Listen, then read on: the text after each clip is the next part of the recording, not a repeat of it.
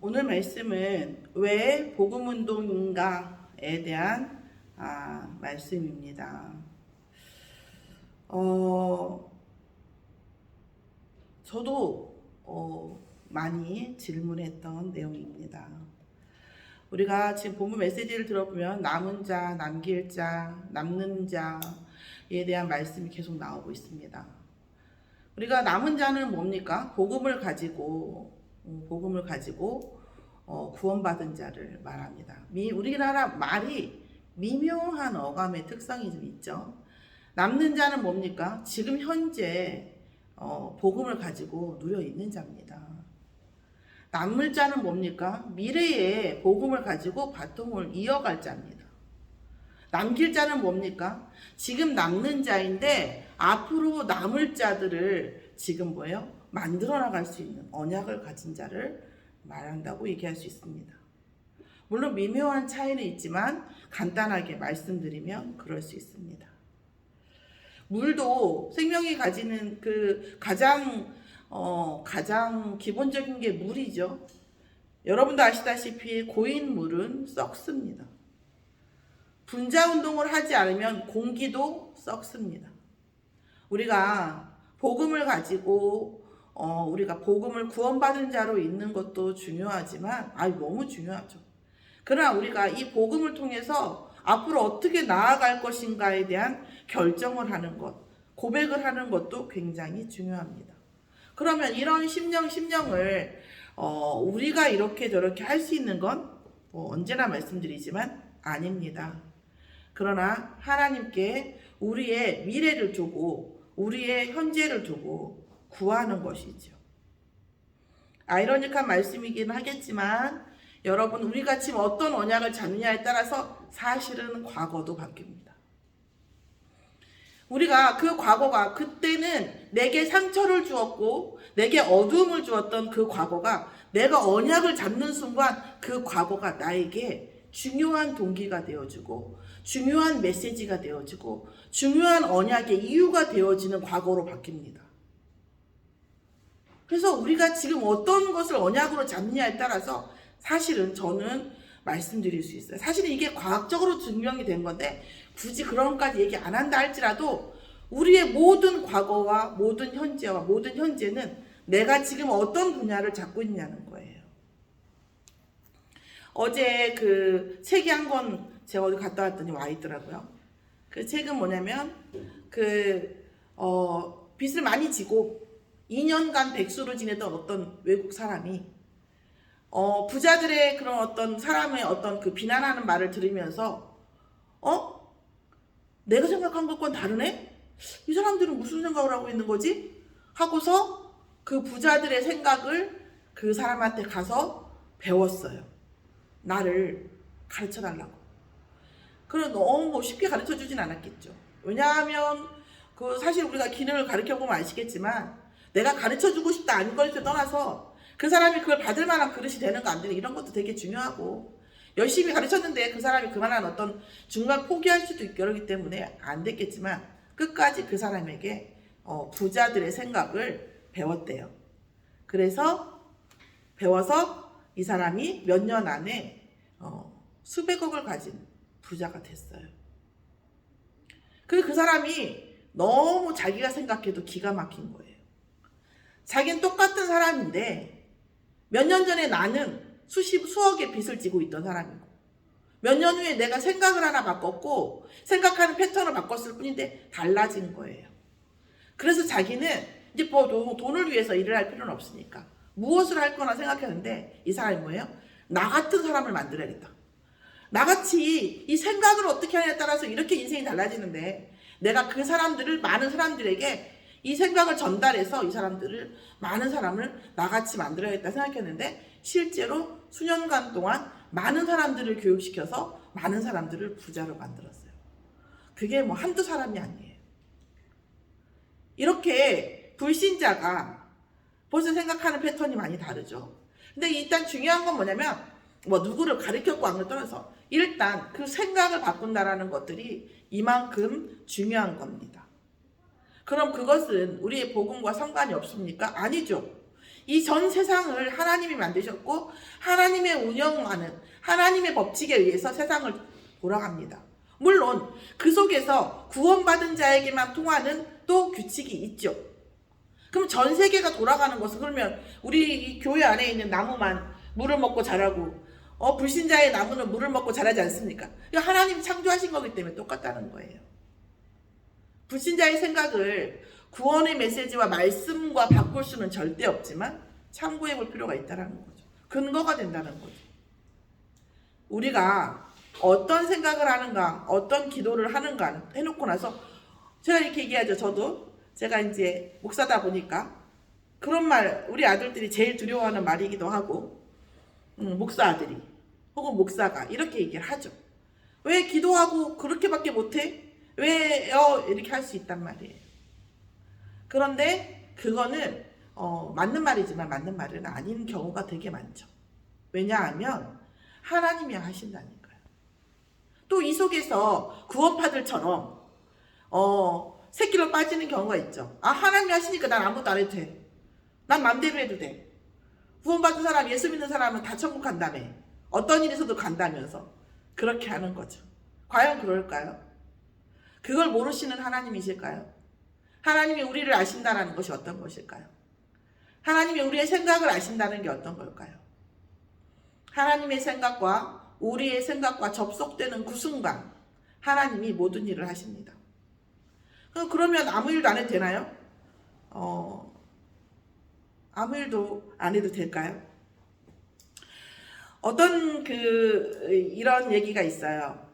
효자와 불효자의 얘기가 있죠. 효자들은 보통 이런 얘기를 해요. 보통 이렇게 아이들을 만나면 그런다니까요. 선생님, 쟤 착해요. 그래? 뭐 때문에 착한데? 아니, 뭘로 착한지를 알 수 있냐? 그냥 착해요. 저랑 게임 같이 해요. 저 아이스크림 사줬어요. 그러니까 착하죠. 이렇게 얘기를 하죠. 효자와 불효자도 마찬가지고, 착한 아이다, 내가 착하다 아니다도 마찬가지죠. 불효자는요, 부모님이 나에게 해준 게 뭐 있어요? 이렇게 얘기한대요. 부모님은 나에게 해준 게 없다고 얘기한대요. 나는 받은 게 없다. 그렇지만 난 효자다. 내가 해준 게. 그렇음에도 불구하고 난 이런 거 했기 때문에 난 효자다라고 얘기한대요. 자기는 효자인데 부모님이 나에게 해준 게 없다고 얘기한답니다. 그런데 효자는 뭐라고 얘기할까요? 자기는 불효자라고 얘기합니다. 나는 우리 부모님에게 해준 게 없다고 얘기합니다. 정말 착한 사람은 내가 정말 착할까? 라는 고민을 합니다. 그리고 내가 착하지 않은 부분에 대해서, 내가 잘못된 부분에 대해서 갈등이 있죠. 그래서 오늘 우리가 왜 복음운동인가에 대해서 얘기하는 부분들도 생각해 볼 필요가 있어요. 어떤 사람에게는 어떤 문제가 머리에게 먼저 옵니다. 생각이 바뀌면서 오는 부분이 있고, 어떤 사람은 어떤 문제나 말이 가슴으로 먼저 옵니다. 그래서 세상에서 가장 먼 거리가 머리와 가슴이라고 그래요. 머리로 와서 가슴으로 가는 시간, 또 가슴으로 와서 머리로 가는 길이 가장 멀고 험하고 때로는 시간이 많이 걸린다고들 합니다. 왜 제가 이런 말씀을 계속 드리냐면요. 왜 복음운동인가에 대해서 얘기를 하기 위해서 그렇습니다. 가정의 달이에요. 그래서 오늘이 어버이날이고, 며칠 전에가 어린이날이었죠. 저희도 사실은 이제 막내 동생이 이제 이사를 가고 하면서 집을 사고 하면서 저희 가정의 달, 어린이날 다 해가지고 딱 한 번에 그냥 저기 하는 모임을 하는 때가 한 번씩 있거든요. 지난주에 갔다 왔는데, 하나님께서 이 가정이라는 것을 놓고 말씀을 주신 부분이 에베소서 6장이죠. 하나님께서 말씀으로 주신 이 에베소서 6장의 그 말씀에서는 뭐라고 되어 있습니까? 부부의 관계에 대해서는 5장 22절에서 33절까지의 말씀이 되어 있죠. 부부 관계가 어렵긴 한 모양이에요. 왜냐하면 자녀와 부모, 이거에 대해서는 자녀에 대해서 자녀에게 부모, 또 부모에게 자녀에 대한 얘기는 한 절 내지는 세 절 정도 나오는데, 부부에 관한 얘기는 22절부터 33절까지 무려 12절 동안 나왔더라고요. 그래서 거기에 뭐라고 나와 있냐면 여러분도 아시다시피 남편에게 복종하기를 주께 하라 이렇게 말씀하셨죠. 이는 남편이 아내의 머리됨이 그리스도께서 교회의 머리됨과 같음이니 그가 바로 몸의 구주시니라. 아멘. 가정의 머리가 남편이 된다는 거죠. 자, 이게 저희 신세대들한테는 사실은 굉장히 어려운 얘기일 수 있어요. 불합리한다고 느낄 수도 있겠죠. 그러면 이런 말을 불합리하다고 느낀다고 하면 그게 과연 아내들의 문제일까요? 이 남편은 과연 이 말씀을 줄 때 하나님께서 아내들아 남편이 아무리 바보 이상한 짓을 해도 그렇게 해라 그 말씀이냐? 결론적으로 말씀드리면 맞습니다. 남편이 아무리 바보 같은 짓을 하고 찐따 같은 짓을 해도 남편이 뭐예요? 가정의 머리가 됨을 인정하라 이 말 맞습니다. 그런데 그러면 그렇습니까? 그럼 우리 남편이 아무리 그래도 막 무조건 다 그렇게 해야 됩니까? 그런데 내 아내가 나를 혹은 우리 자식이 봤을 때 엄마가 아빠를 혹은 교회의 머리 되든 외신 그리스도처럼 가정의 머리 된 남편으로 인정하지 않는 그 원인은 남편분들이 너 이거 봐봐 성경에 이렇게 돼 있잖아 이렇게 얘기하시면 될까요? 이게 안 돼. 이게 과연 아내들에게 한 말일까요? 아닐 건 남편들에게 하는 말이거든요. 교회의 머리가 되신 그리스도께서 그렇게 되셨듯이 가정의 머리가 될 수 있도록 계속 기도하라는 거죠. 구하라는 거죠. 제가 선생이기도 하고 목사이기도 하고 합니다. 저희 학생들이 저를 선생같이 여기지 않아요. 그 학생들의 문제일까요? 지금 교권이 떨어진 것이 과연 학생들만의 문제일까요? 아니, 학생들의 문제일까요? 자녀들이 그 세상의 어린아이들이 혹은 후대들이 선대들을 무시한다고 얘기합니다. 과연 후대들의 문제일까요? 이제까지 수많은 시간 동안에 너무나 많이 어른들이 기존 교회가 실망을 시켰어요. 물론 너무 애쓰셨죠. 그게 공존해요. 그게 오늘 하나님께서 남편에게 머리 되라고 하는 것은 아내들에게는 무조건 머리 된 걸로 인정하라는 거예요. 사실은 그게 남편이 어떤 상태이든 이게 맞습니다. 그렇지만 남편분들이 이게 맞다. 그래. 머리 돼야지. 이렇게만 생각하시면 인도 못 받으시는 거예요. 내가 과연 이 가정의 머리로서 인도받고 있는가에 대한 질문을 가지고 계셔야 됩니다. 그걸 가지고 계시면요. 사실은 어떤 일을 해도 아내들이 인정합니다. 아, 내가 정말 이걸 잘 인도받은 걸까? 내 가정이 내가 여기서 하나님께서 주신 나의 현장인데 내가 그런 질문을 가지고 우리가 있으면 아내들은 인정해요. 안 합니까? 그걸 기도해 주셔야 돼요. 흑암이죠. 잘하라고 하는 얘기가 아니에요. 아내들도 잘하길 바라는 게 아니에요. 이 미묘한 사이에 있는 거죠. 그런데 하나님께서는 남편들에게는 기도 제목을 주신 거죠. 가정의 머리 되도록 기도하라. 아내들에게는 뭐라고요? 어떤 남편이든 머리로 인정하라는 거죠. 그리고 남편들에게도 말하죠. 아내를 사랑하기를 그리스도께서 교회를 사랑하셔서 자기 자신을 주심과 같이 사랑하라고 했죠. 한동안 사랑이 무엇일까? 지금도 생각을 안 하는 건 아니지만 정말 집중해서 생각한 적이 있었습니다. 하늘 가지고. 근데 진짜 사랑이 뭘까요? 내 마음이 가는 곳, 내 생각이 가는 곳, 젊은 사람들은 거의 호르몬이 가는 곳, 내 눈이 가는 곳. 그걸 사랑하는 것이 사랑일까요? 그건 끌림이죠, 사실은. 그 끌림의 주체라고 하는 것은 사단일 가능성이 매우 높고요. 그럼 진짜 사랑은 뭡니까? 사랑해야 되는 것을 사랑하는 것이라고 생각합니다. 하나님께서 사랑하라고 하셨어요. 그러면 저는 사랑해야 되는 것은 사랑이 안 되는데요. 그러니까 우리가 치유받아야 되는 거죠. 내가 사랑해야 되는 것이 사랑이 돼. 그게 정상적인 겁니다. 사랑해야 되는 것이 사랑이 안 돼. 그러면 사실은 나도 우리 자신도 하나님의 사랑이 필요한 존재고 우리가 기도하고 적어도 내가 사랑해야 되는 것을 사랑이 안 되는 상황이구나 라는 것을 점검할 필요가 있죠. 말씀으로 기도할 필요가 있죠.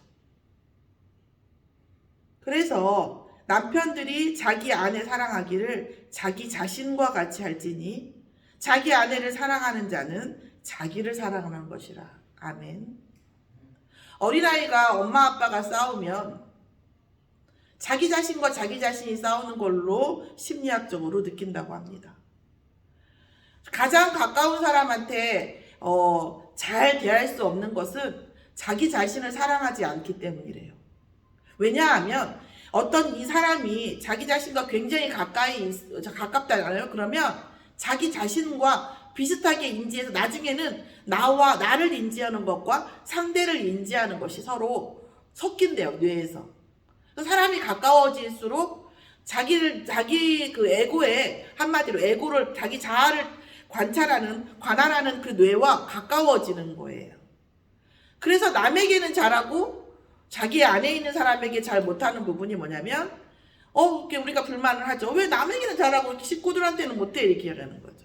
왜 그렇겠습니까? 그분은 자기 자신을 별로 사랑하지 않기 때문이에요. 이건 제 말이 아니라 성경 말씀에 나와 있지만 직서적으로 나와 있는 건 아니라 이건 뇌과학자가 한 말이에요.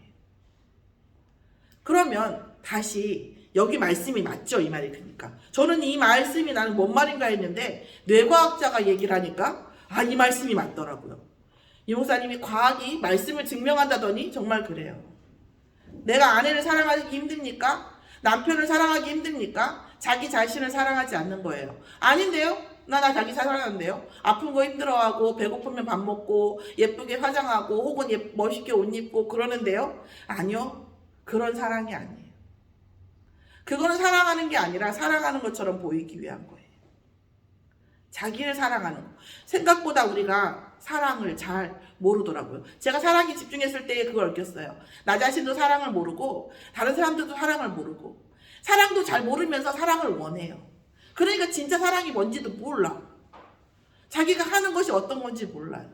자기가 원하는 것인데 너무 원하는 것인데 그게 뭔지 모른다는 게 인간의 창세기 3장 중에 아주 큰 것 중에 하나예요. 사실은. 돈을 원해요.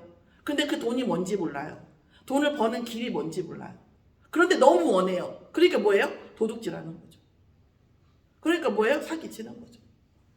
정말 우리가 원하는 것, 우리가 하는 것에 대한 여러분이요, 이 오늘 복음운동 어쩌고저쩌고 얘기를 하고 있지만 사실은 진짜 하나님 앞에 그러니까 하나님 사랑이 뭡니까? 라고 물어보는 것이 사실은 진짜 시작인지도 모릅니다. 이번 한 주간 정말 사랑이 무엇인지, 나는 나를 사랑하고 있는지, 진짜 사랑 말입니다. 나를 사랑하는 사람은요, 사실은 명품 입지 않아도 돼요. 나를 사랑하는 사람은요, 누가 나를 뭐라고 안 해도 돼요. 뭐라고 해도 상관없어요. 문제 와도요, 상관없어요. 사실은 진짜 내가 나를 사랑하면, 그런데 불가능하죠. 그래서 우리에게 뭐가 필요해요? 하나님의 사랑으로 나를 사랑하는 게 완성되어야 됩니다.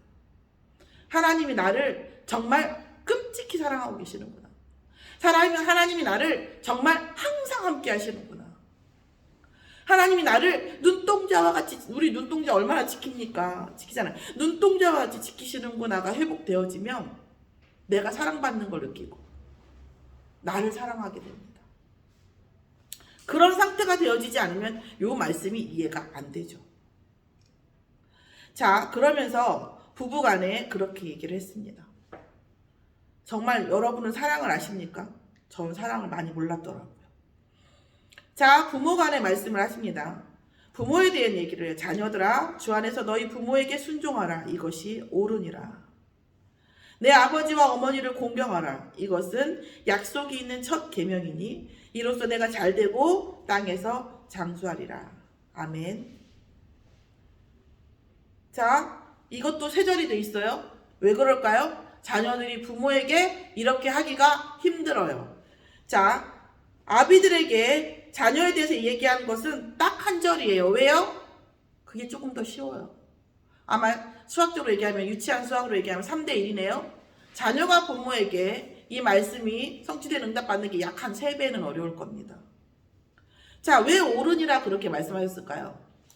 옳지 않게 느껴지거든요. 그러니까 부모가 판단이 되거든요. 순종할 수 없는 일들이 너무 많거든요. 이유가. 그러니까 단도직입적으로 성경에서 말씀하십니다. 이게 옳으니라고 했어요. 순종하는 것이 맞다라는 거예요. 그리고 아버지와 어머니를 공경하라 그랬습니다. 공경할 수 없게끔 만들어요, 세상이. 그리고 사단이. 내가 어머니를 공경할 수 없고 아버지를 공경할 수 없는 합당한 이유가 있어요. 그 합당한 이유가 있을지라도 공경하는 것, 그게 사단을 이기는 거거든요. 그러면 그 결과가 뭡니까? 그러니까 네가 잘 되고, 그러니까 땅에서 장수하는 거예요. 왜요? 옳지 않은데, 순종하는 것이 옳지 않게 느껴지는데도 불구하고 순종하는 것. 자, 공경하는 것이 힘든데 공경하는 것. 이게 뭐예요? 흑암을 이기거든요. 그러니까 뭐예요? 잘 되고 장수할 수밖에 없는 거죠. 본질적으로 감정의 문제인 것 같지만 사단은 이 사이에 아주 깊숙이 개입돼 있어요. 아까 내가 3대 1이라고 말했고, 아까 지금 그러면 이 자녀들이 아버지 부모 순종하는 것보다 남편과 자녀가 잘 지내는 게 4배 더 어려워요. 왜요? 12절이 있거든요, 지금. 그만큼 사단이 부부의 관계 속에, 자녀와 부모의 관계 속에 깊숙이, 그나마 부모가 자녀를 사랑하는 것이 좀 더 쉽죠. 이렇게 사단은 이 말씀대로 될 수 없도록 아주 깊숙이 관련되어 있어요. 그러니까 이런 거잖아요. 내가 공부를 왜 해야 되는지 모르지만, 난 몰라서 안 해 하는 사람이 있고, 나 모르지만 어쨌든 해야 되는 거 해볼게 하고 하는 사람이 있어요. 그러면 내가 왜 몰라도 공부를 한 사람은 공부한 만큼 해요. 결과가 오잖아요. 그런 것처럼 지금 이 말씀에서는 뭐라고 하냐면, 구체적으로 왜 그런가 설명하기보다 일단 네가 이 결과를 얻고 싶다면 이렇게 해봐 라고 얘기를 하는 거죠. 근데 이 결과를 얻는 길은 사실은 되게 멀고 험하죠. 내가 이유를 알고 내가 왜 그런지 알아야겠어 이렇게 하고 나면 어려운 일이긴 합니다. 그래서 지금 이 에베소서 5장 6절에서 나오는 말씀은 이대로 네가 하기만 해도 응답이 올 것이다라는 거죠. 그냥 묻고 따지지 않고 하기만 해도. 오늘 그런데 복음운동에 대해서 제가 말씀을 드립니다. 또 가정이라는 것이 참 응답의 아주 중요한 통로이기도 하지만, 가정이라는 것이 또 복음운동 안에서 딜레마이기도 합니다. 내가 자녀로서 상처를 많이 받았고, 내가 부모로서 어떤 상처를 많이 받았고, 이 가정이 사실은 상처 굉장히 많아요. 그래서 청소년들이라든가 젊은 사람들이라든가 심리 이런 상담을 해보면 거의 80% 이상의 상처가 가정에서 오거든요. 오늘 제가 가정의 달을 놓고, 가정의 속에서의 나를 놓고 복음운동을 다시 한번 말씀을 드립니다. 다시 어떻게 보면 가정이, 아버지가 잘 되고 자녀가 잘 되고 부부간에 행복하고 자녀하고 이러기 위해서 복음이 필요한 것은 아닙니다. 이것도 과정이지만, 더 아이러니 또 재밌는 건 뭐냐면, 정말 하나님의 복음운동이라고 하는 복음운동 안에서 아내를 보고, 복음운동 안에서 자녀를 보고, 복음운동 안에서 부모를 보지 않으면 사실은 아까 그 말씀도 이루어지기가 어렵습니다. 우리가 부모로서 대우를 받고 남편으로서 대우를 받고 아내로서 사랑을 받기 위해서 복음이 필요한 것은 아닙니다. 물론 그렇게 정체되게끔 하는 것이 사단의 전략이긴 하지만요. 진짜 복음운동 안에서의 부부는 뭡니까? 하나님의 나라와 하나님의 의를 같이 해나가는 그 사람이고, 나와 가장 어려움을 함께하는 그 사람이에요, 여러분. 우리가 정말 사랑해야 될 사람의 대표적인 부분이, 아니, 우리가 10,000원을 투자를 했는데 1억이 나와요. 그럼 반드시 10,000원을 투자하겠죠? 여러분의 사랑을 입력했을 때 어디에서 가장 큰 결과가 올까요? 부부 안에서입니다. 따질 필요가 거 없지 않나요? 내가 10,000원을 넣으면 1억이 나와. 그러면 사실 거기에 약간 사회 구조리, 예를 들어서 아파트가 했는데, 아파트 당첨이 됐는데, 뭐 10대 정도는 한 1억, 한 1억 5천 정도, 1억 정도 왔다 갔다 커미션이 왔다 갔다 하는 것 같아요. 프리미엄이. 1억 프리미엄을 받았어요. 그럼 여러분 1억 프리미엄 때문에 사회가 국가가 어떻게 되는가 이런 거 생각 잘 안 하잖아요, 사실. 10,000원을 내가 투자를 했는데 1억을 받아요. 그러면 우리가 별로 안 따진단 말이에요. 그만한 가치가 부부간의 사랑에 있습니다. 저 사람이 어떤 사람이든 간에 내가 사랑을 하면 어마어마한 응답이 사실은 그 안에 있어요. 자녀와 나 자신 포함해서 나 자신 살리고 상대를 살리고 그 다음에 자녀를 살리고 사랑할 만한 가치가 있다니까요. 그거는 얼굴이 예뻐서 나에게 잘해줘서 몸이 예뻐서 뭐 이런 차원의 것이 아니라니까요. 10,000원을 주면 1억이 나오는 사랑과 똑같다니까요. 그만한 투자 가치가 있는 사랑입니다. 존중입니다. 사랑의 기본은 존중이죠, 사실은. 아마 이런 거죠. 저는 그렇습니다. 뭔가 누군가에게 내가 도움을 주면 있잖아요. 도움을 주거나 어떤 부분에 대해서 누가 도움을 받았는데 그 사람이 내게 도움을 줬다고 해서 그 사람이 내게 존중감이 없어지는 이런 상황이 너무 많아요. 예를 들어서 내가 어떤 사람에게 10만 원짜리 선물을 줬어요. 근데 그 사람이 아무런 어떤 보답이 없어요. 그러면 내가 그것이 화가 나요. 이런 부분들은 서로 존중이 없는 거죠. 존중이라고 하는 것은 그냥 그 사람이 있기 때문에의 가치를 아는 것입니다. 이 손님이 혹은 이 사람이 이 학생이 있기 때문에 나의 필요성이 있는 거예요. 존재하는 것만으로도 사실은 가치가 있는 거예요. 그게 존중이 아닙니까? 물론 다른 말로 표현할 수 있지만 제가 여러분에게 묵상해서 말씀드릴 수 있는 건 그겁니다. 그냥 그 사람이 어떤 존중할 이유가 있기 때문에 존중한 교수이기 때문에 뭐 선생이기 때문에 돈이 많기 때문에 혹은 뭐 착하기 때문에 그런 게 아니라 이 사람이 이 존재하는 것 자체가 소중하기 때문에라고 생각하는 그것이 존중입니다. 소중하지 않은 사람은 없거든요. 존중하지 못할 만한 사람은 없어요. 이 부분이 결여되지만 않아야 된다고 생각합니다. 또한 뭐예요? 동역자죠, 부부가. 이 세상의 험한 세상의 문제 속에서 여러분 부부가 저도 뭐 여러 개 되지만 부부만큼 중요한 존재는 없어요.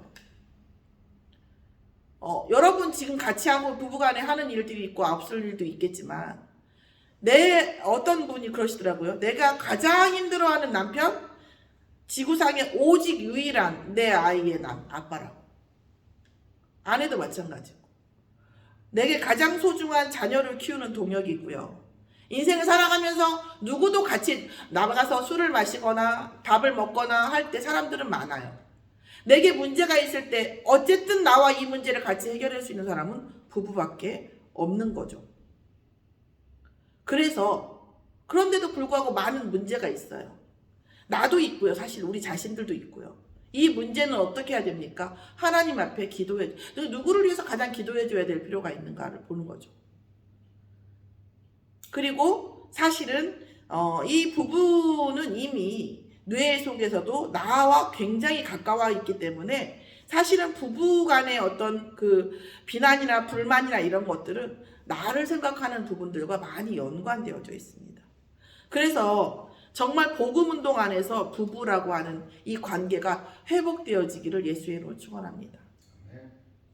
또 복음운동 안에서의 부모도 마찬가지입니다. 부모를 보는데 나를 위한 부모로, 부부도 마찬가지지만 뭐 사실은 창세기 3장이죠. 나를 위한 부모, 나를 위한 부부, 나한테 잘하나 못하나 나 중심 보면 어떤 관계도 되지를 않아요.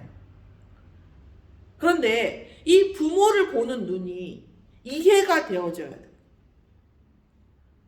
엄마 아빠는 저는 개인적으로 제 인격은 전혀 1도 없고요. 제가 참 늘 말씀드리지만 제가 이게 세상적으로 보면 이렇게 좀 약간 자랑 같아서 그렇지만 저는 사실은 숙제고 딜레마예요. 어떻게 우리 이게 동생들 같은 경우는 부모를 이해해요. 이해 못하는 것도 있지만 이해하는 게 많아요. 저는 복음 없이는 이해가 안 되거든요. 사실은 복음 만나고 제가 가장 빨리 되었던 응답 중에 하나가 저희 아버지를 이해하는 거였어요. 아, 저 사람이 의도적으로 저렇게 하는 게 아니구나. 인간은 누구나 복음 없이 사단의 운명 속에서 자기 생각 속에 살면 저렇게 될 수밖에 없구나. 저 사람도 어찌어찌 하다 보니까 저런 인생을 살 수밖에 없는 그런 운명 속에 흘러간 거예요. 그럼 내가 어떻게 해야 되겠습니까? 꺼내줘야 되겠죠. 부모를 이해할 수 있는 응답이 여러분에게 있기를 예수의 이름으로 축원합니다. 또한 우리가 잘못된 것도 있고 잘된 것도 있어요. 그러면 잘못된 것을 통해서 우리가 메시지를 얻는 반면교사의 응답을 받기를 바랍니다. 그래서 진짜 잘못된 것을 통해서 저희 같은 경우는 이제 그런 부분들이 이제 있는 부분인데 정말 저는 후대들한테 얘기하거든요. 어른들한테 보면 어른들은 두 가지 부류가 있다. 정면교사와 반면교사가 있다. 배워야 되고 본받을 점이 있는 그런 분들이 있고 그런 면도 있고 아 저건 아니다 라고 하는 부분이 있다. 비난하기 전에 저 사람이 왜 저렇게 됐는지 그리고 나는 저런 상황이면 어떻게 할 건지에 대한 메시지를 얻어야 된다. 하나님은 그걸 보여주시기 위해서 저 사람을 너에게 붙인 거다. 근데 이 부분은 세월이 가면 갈수록 정말 맞는 것 같아요.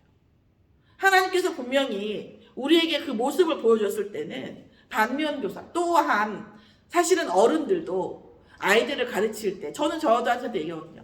동생들도 마찬가지지만 저희 자녀와 아이들 마찬가지죠. 엄마가 잘못된 말을 하거나 잘못된 행동을 할 수도 있다. 의도적인 건 아니지만 그러나 분명히 그 부분에 대한 니네들이 메시지를 가지고 가야 된다.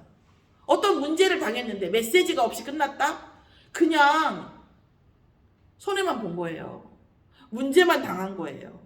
그런데 어떤 문제를 통해서도 그것이 반면교사가 되고 메시지가 되어지면 하나님께서 훨씬 그걸 넘어서는 응답이 됩니다. 근데 사실은 하나님이 이 세상을 창조하셨으니 분명해요. 왜냐하면 불신자들도 이렇게 하면 응답을 받더라고요. 근데 문제는 그 응답에 대한 영적 데미지를 감당을 못해요. 응답은 받아요. 우리가 반면교사 진짜 우리가 정말 사람을 사랑하고 세상을 사랑하면 남들과 다른 생각을 가지고 이렇게 가는 사람들 응답을 받는데 문제는 뭐냐? 응답 속에서 예를 들어서 대통령이 됐다 하면 대통령의 데미지를 못 받고 기업 총수가 됐다 하면 기업 총수로서의 그 영적 그 응답에 대한 데미지를 감당을 못해요. 왜요? 거기에서 분명히 또 그 역할에 맞는 그 자리에 맞는 그 응답하는 사단이 기다리고 있거든요. 이 부분들이 있어서 그렇지 불신자도 사실은 이렇게 하는 사람들은 응답을 받더라는 거예요. 그리고 뭐예요? 하나님께서 부모에게 주신 기념비적인 응답을 발견되어지기를. 또 부모님들도 내가 하나님 앞에서 이런 기념비적인 응답을 받았다는 그런 믿음의 유산을 줄 수 있는 응답을 준비하셔야 됩니다. 내가 집을 남겨준다? 제 말은 아니 어쨌든 어떤 사람들은 파동이 온다. 어떤 사람은 집값이 반값이 될 것이다. 어떤 사람은 오를 것이다. 어떤 사람은 땅값이 오른다. 어떤 사람은 안 오른다. 여러 가지 말들이 많죠. 그런데 우리가 진짜 줄 유산이 뭘까요? 저는 저희 그 부모님한테서 정말 유산을 받았다니까요. 없으니 말씀드리는 건데 정말 어떻게 살면 안 되는가에 대한 유산을 정확하게 받았고 그건 저에게 너무 중요하고 소중한 거예요. 왜냐하면 우리 부모님들의 문제를 내가 못 봤을 때는 저 굉장히 철이 없었거든요. 하나님께서 이 부분을 본다는 거. 또 하나는 뭐냐면 어떤 분이었던 간에 어떤 부모였던 간에 진짜 하나님 앞에 은혜를 받고 믿음의 유산을 주는 부모는 반드시 자녀가 응답을 받는다는 거예요. 그래서 이 언약의 기념비, 응답의 기념비적인 그 기념비적인 응답을 남겨주려고 하는 또 부모의 그 기념비적인 응답을 볼 수 있는 부모와 자식이 되어야 된다는 거죠. 복음운동 안에 자녀는 어떤 겁니까? 물론 순종해야 되죠. 자녀가 부모님에게 순종해야 되고 부모가 자녀에게 사랑해야 돼요. 근데 잘 안 된다니까요. 그래서 저는 이걸 말씀드리고 싶은 거예요. 복음운동 안에서 보라는 거죠. 내가 복음운동하는 하나님의 자녀라고 한다면 어떻게 해야 될 거냐는 거죠. 내가 내 안에 들어있는 복음이 하나님께서 하나님의 군대를 파송해서 영적 동력으로 쓰신단 말이야. 나의 복음을. 내가 복음운동이라는 언약을 잡았을 때 내게 동력이 된다고요. 고여있는 영적 힘이 아니라 실제 살아 역사하는 영적 힘이 되거든요. 그게 안 되면 사랑 안 돼요. 존중도 안 되고 동역도 안 돼요. 왜 조건이 안 맞는데? 누구나 자기 기준이 있단 말이에요. 사랑할 수 있는 기준, 존중할 수 있는 기준, 동역할 아니거든요. 복음운동이라는 것, 정말 사람을 복음적으로 보고 세상을 복음적으로 보면서 내 인생이 복음운동 안에 있다는 관점이 회복되지 않으면 이게 안 되거다니까요. 안 돼요. 저도 이 복음운동이 아니라고 하면 그냥 복음으로 나 하나 구원받았구나 이렇게 생각했으면 이해가 안 되는 게 너무 많아요. 그러면 이해가 안 되는 것이 맞는데 문제는 뭐냐면 그 이해 안 되는 것 때문에 내 응답이 막혀요. 여러분. 그러니까 이게 되게 복합적이긴 하죠. 복음운동 안에서 자녀를 보면 어떻게 봅니까? 아, 너 왜 나한테 순종 안 해? 하나님 순종하라고 했는데 그런 게 아니죠. 그게 아니죠. 내가 진짜 복음운동 안에서 하나님께서 영적 하나님 나라를 확장시키는 것을 사명으로 가진 부모인 내가 자녀를 바라볼 때 어떻게 바라보냐고. 하나님의 선물이라니까요. 정말 하나님의 선물이에요. 공부를 잘하든 못하든 말을 잘 듣든 못 듣든 어쨌든 하나님의 선물이에요. 이게 복음운동이라고 하는 진짜 하나님이 역사하시는 정말 영적 그 동력을 가지고 봐야 하나님의 선물이죠. 진짜로. 그리고요, 내 거 아니에요. 하나님의 소유입니다. 교육학자들이 얘기하는 기독교 교육학자들이 뭐라고 얘기하냐면 교육이라고 하는 것은 하나님의 자녀를 낳아서 하나님을 떠난 자녀를 낳아서 하나님과 다시 연결시켜지는 하나님을 알게 하는 복음을 알게 하는 과정이 교육이라고 얘기합니다. 하나님의 소유예요. 내 거가 아닙니다. 근데 하나님의 소유를 복음 하나님 앞으로 안 데리고 오는 것은 유기입니다. 유괴. 하나님의 내 자녀는 하나님의 것이고 그리고 하나님의 소유입니다. 하나님의 선물이고요. 그리고 왜 그럼 저는 개인적으로 되게 자녀를 보면서 하나님의 마음을 사실 많이 알게 됐어요. 호세아에게 하나님께서 굉장히 가늠하는 여인을 여기 아내를 얻으라고 했죠. 바람이 나서 나가요. 그러면 하나님께서 호세아에게 데리고 오라고 그래요. 바람 나서 나가서 낳은 자식을 얻고 호세아 부인을 데리고 들어옵니다. 데려다 놓잖아요. 또 나가요. 바람이 나가지고. 하나님께서 왜 그렇게 하셨어요? 호세아에게 그 아내를 콕 집어서 걔를 데리고 아내를 삼으라고 했거든요. 콕 집어서. 왜 그랬을까요? 언약 안으로 데려다 놓으면 복음 심어 놓으면 또르르 하고 나가고 또르르 하고 우상 숭배하고 또르르 하고 나중심되는 그 이스라엘 백성을 보는 하나님의 심정을 알게 하기 위해서 호세아에게 음란한 아내를 얻게 했죠. 우리가 자녀를 키우면서도 마찬가지죠. 하나님의 마음을 얼마간은 알게 되어지죠. 이 과정 속에서. 그리고 또 하나는 뭐냐면 자녀는 언약을 전달하는 전달자죠. 우리가 집을 주고 땅을 주고 돈을 주는 게 문제가 아니라 언약이 전달되죠. 하나님께서 주시는 우리의 인생과 이 다음의 인생과 시대를 보는 인생을 주는 거죠. 조선시대가 500년이 갔는데 지금 이 시대에 한 5년만큼도 안 바뀌었죠. 그래서 사실은 과거의 경험이나 조선시대 이런 거는 교육기관도 없고 과거의 경험 100년 전에 이렇게 했고 10년 전에 이렇게 했고 이런 게 중요하지만 지금은 과거의 경험이 그렇게 중요하지 않아요. 지식도 중요하지가 않아요. 네이버 형님이 다 알고 있어요 이미.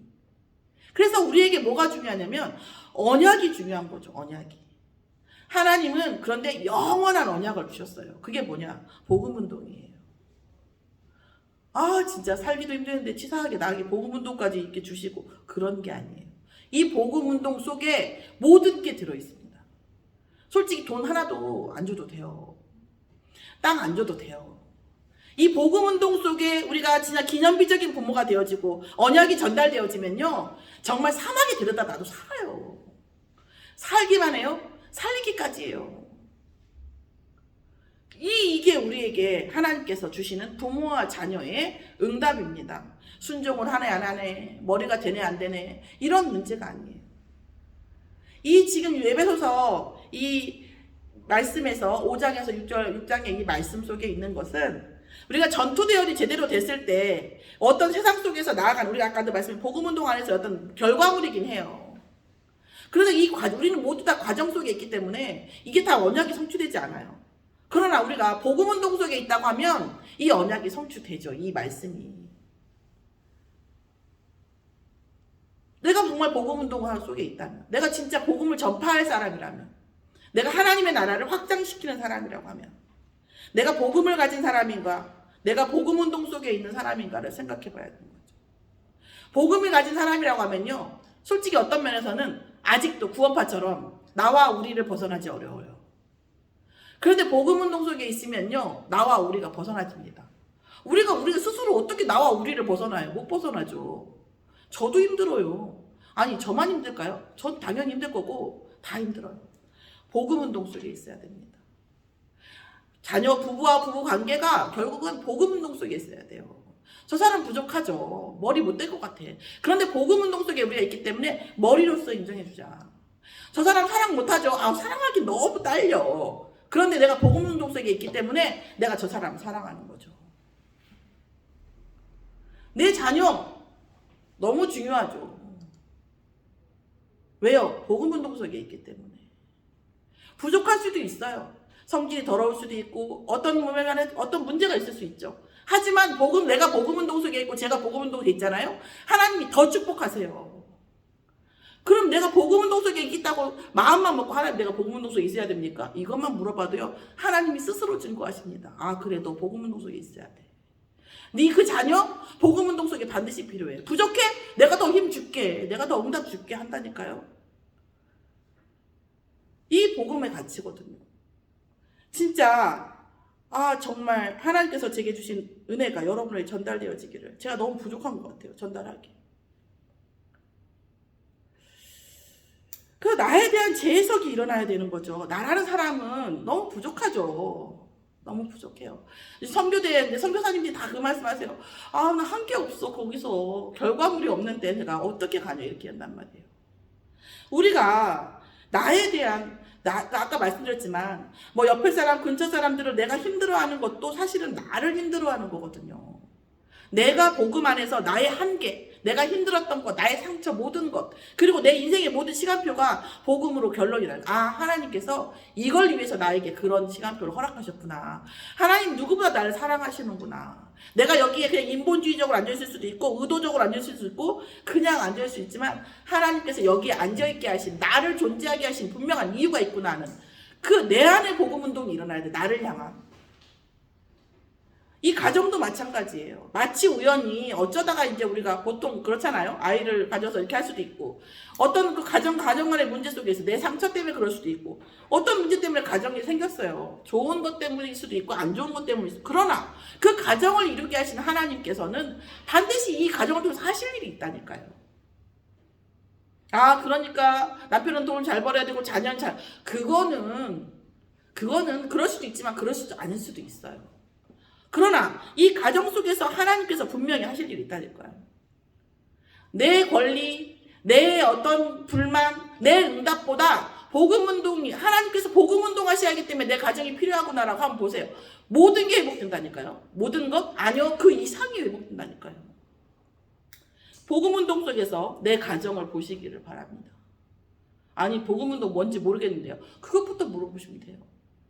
하나님, 우리 가족은 아무도 복음을 모르는데 무슨 복음운동 속의 가정입니까? 라고 질문하셔도 됩니다. 운명이 바뀌는, 미래가 바뀌는 응답이 있으실 줄 믿습니다. 당연히 내 업도 바뀌죠. 복음운동 속에 내 업을 한번 바라보세요. 하나님, 내 업이 무슨 복음운동하고 상관이 있습니까? 그럼 나 장사 안 하고 맨날 예수만 전하라는 겁니까? 그렇게 한번 질문해보세요. 질문하셔도 됩니다. 내 업이, 물론 내가 돈을 벌어서 헌금을 하고 전도자를 돕고 그런 것도 있죠. 당연히. 그런데 그 밖에 그거 아닌 것도 정말 많아요. 제가 정말 한 분 한 분 상담해 드리고 싶지만, 뭐 그게 뭐 다 맞다고 볼 수는 없지만 제가 하나의 제시를 하는 거죠. 제시해 드리고 싶지만, 한번 제일 좋은 건 질문, 여러분 안에 전부 다 성령이 계시기 때문에 하나님, 내 업이 복음운동하고 무슨 상관이 있습니까? 라고 그냥 그 말만, 내 업이 복음운동과 무슨 상관 있습니까? 15자 되네요. 이걸 그냥 아침 점심 저녁으로 한번 물어보세요. 하나님, 난 내 먹고 살기 위해서 하는데요. 빚 갚기 위해서 하는데요. 아니면 내 자녀들을 위해서 하는데요. 근데 복음운동하고 무슨 상관이 있습니까? 내 업이 복음운동하고 무슨 상관이 있습니까? 하나님, 나 지금 너무 급한 일이 많아요. 나 지금 돈이 너무 필요하고 내 이 업 속에 문제가 너무 많습니다. 하나님, 근데 무슨 복음운동하고 무슨 상관이 있습니까? 이렇게 물어보셔도 정답이에요. 그렇게 물어보세요. 그럼 하나님, 나 이거 하지 말고 다 교회에다 뭐 전세 다 바치고 전도하라는 겁니까? 맞는 말은 아니지만 그렇게 생각되시면 그렇게 물어보세요. 질문하시기 바랍니다. 하나님께서 여러분의 업에 이삭이요 100배 응답을 받았대요. 어떻게 응답 받았습니까? 100배 응답의 뜻이 뭐예요? 1년 동안 농사 지을 거를 한 해에 100년의 응답을 받은 거예요. 100배 응답이요. 100배 응답을 안 받고는 세상을 바꾸기는 어렵습니다. 복음운동도 어렵습니다. 아니, 나 지금 먹는 거 잘라가지고 그거는 내 믿음에 대한 거고요. 내가 11조를 하고 헌금을 하고 이것은 내 믿음에 대한 거고요. 그거는 내 이 헌금이라고 하는 것은 내 경제와 하나님의 경제를 연결시키는 것입니다. 그것도 중요하죠.